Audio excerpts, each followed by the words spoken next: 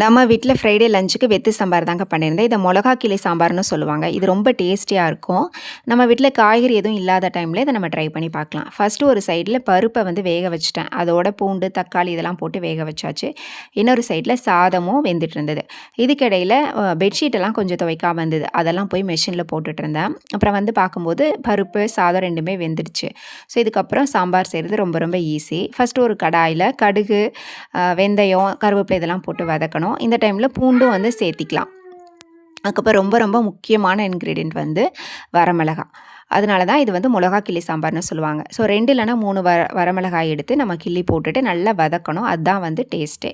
அதுக்கப்புறம் சின்ன வெங்காயம் சேர்த்துக்கோங்க. அது ரொம்ப நல்லாயிருக்கும். சின்ன வெங்காயம் சேர்த்து நல்லா வதக்கிட்டு மஞ்சத்தூள், சாம்பார் தூள் இதெல்லாம் சேர்த்துட்டு வதக்கிட்டு நம்ம புளியை கரைச்சி ஊற்றணும். ஊற்றிட்டு அதோட பருப்பை சேர்த்து வேக வச்சு எடுத்தால் நம்ம சாம்பார் வந்து ரெடி ஆயிரும். ஸோ இதை ட்ரை பண்ணி பார்த்துட்டு எப்படி இருந்துச்சுன்னு சொல்லுங்கள். Meet you in the next vlog.